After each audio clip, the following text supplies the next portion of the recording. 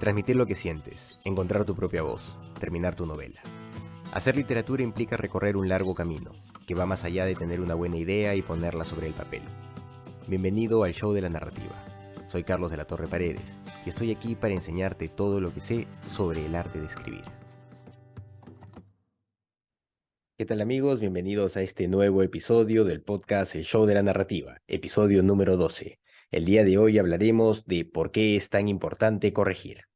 Bueno, ante todo, creo que cualquiera que se dedica a la literatura, a la narrativa o a la poesía, incluso al teatro, al guión, a cualquier arte narrativo, eh, tiene muy claro que la corrección es fundamental para poder concretar las ideas, para poderlas llevar a buen puerto.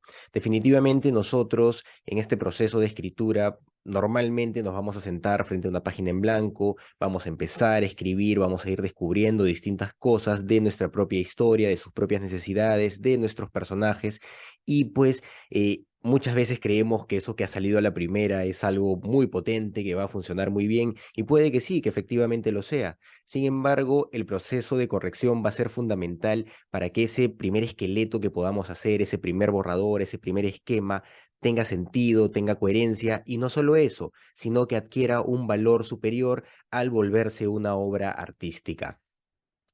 Eh, ¿Cómo podría explicar esto con más facilidad? Hay un ejemplo que siempre menciono, que lo he visto, también lo he leído en el libro Escribir Ficción del Gotham Writers Workshop, y es comparar un poco el proceso de escritura de una novela, de un cuento, con el hecho de hacer una silla, ¿no? En este libro nos dicen algo muy bonito, nos dan una imagen muy bonita, que es esta idea de que es muy parecido escribir un cuento a hacer una silla. Cualquiera conoce lo que es un cuento, hemos escuchado cuentos toda nuestra vida, sabemos cómo son los cuentos y por lo tanto es muy probable que podamos hacer un cuento. Al igual que toda la vida hemos visto sillas, toda la vida nos hemos sentado en sillas y por lo mismo es muy probable que si nos dan las herramientas, madera, clavos, un martillo, podamos hacer una silla más o menos pues funcional, podríamos decirla, ¿verdad?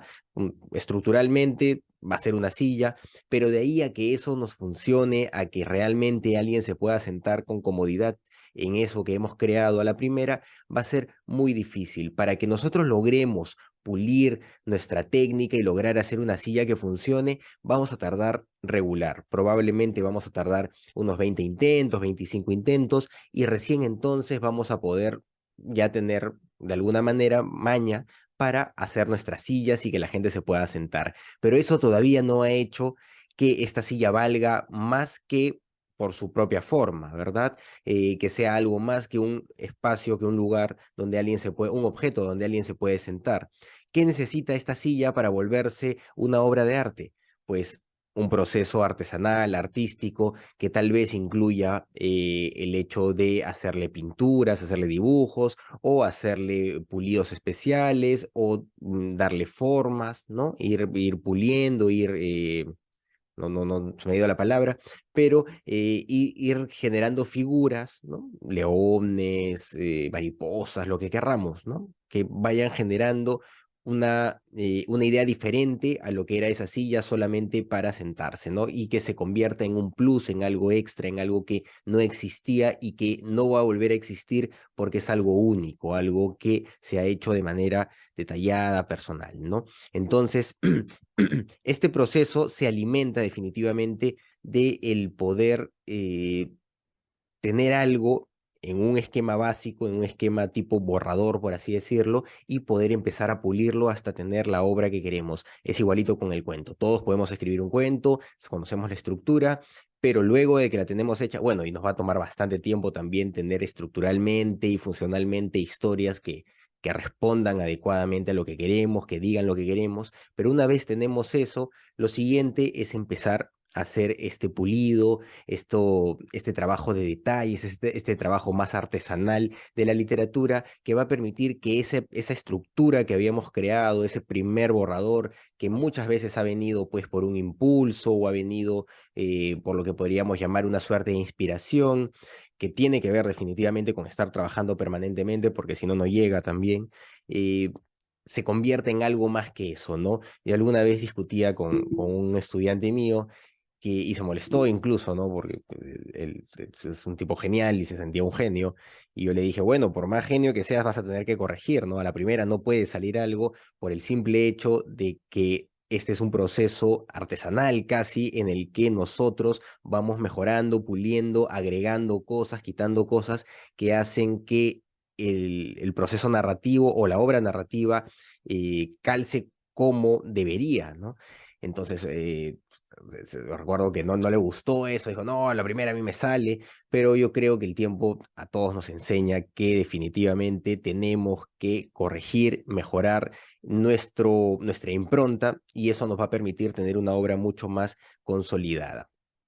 Luego viene la pregunta de cuántas veces tenemos que corregir, y la verdad es que son muchas veces. Yo en la arqueología que a veces hago de mis propios trabajos, buscando en correos, así que tenía antes, me he topado con versiones 15, 16 de obras que después se han publicado, ¿no? Algunos cuentos, incluso en el libro Rufus tiene finura, llegaron a 16, 17 versiones, y luego cuando se fue a apogeo para que se publique, hubieron más revisiones, ¿no? Incluso uno de estos cuentos en la antología, en las dos antologías de fantasía y de ciencia ficción que sacó Torre de Papel Ediciones, vislumbra y se me dio el nombre de la otra, ojalá me acuerden antes de que termine el podcast.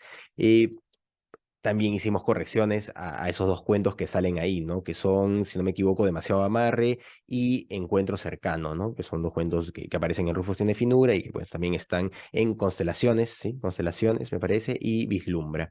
Eh, entonces, el proceso de corrección es necesario y es permanente y es interesante que se pueda considerar hacerlo incluso luego de que ya se haya publicado una obra, ¿no? Muchos autores no se encuentran satisfechos a veces con los resultados de una de sus ediciones, con la primera edición tal vez, y se dan el chance de hacer cambios, pero esto puede venir muchas veces. Tenemos autores que han hecho cambios muchas veces en sus obras, ¿no? Sabemos de Vargas Llosa con El pez en el agua, que tiene muchas ediciones donde va cambiando cosas, va sacando cosas.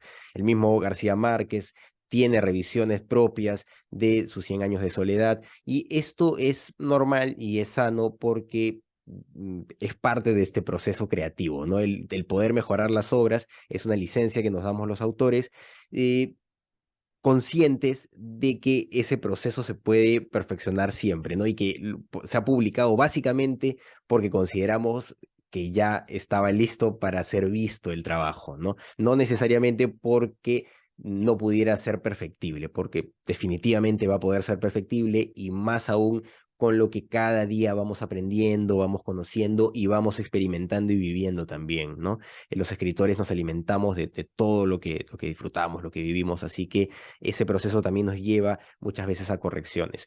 Pero lo recomendable, amigos, es por lo menos 5 correcciones antes de mandar a la editorial, y ahí van a tener una o dos correcciones más por lo menos. Así que tengan eso presente, terminen su estructura, mándense, tengan lo más claro posible su trabajo, y a partir de eso van a poder hacer una corrección que realmente potencie su obra, ¿no? Con todo el conocimiento teórico que puedan tener, van a poder cargarlo mucho, mucho más. Entonces, amigos, ya saben, mínimo 5 veces, es probable que sea más, pero tampoco se detengan toda la vida con un solo trabajo, es mi recomendación.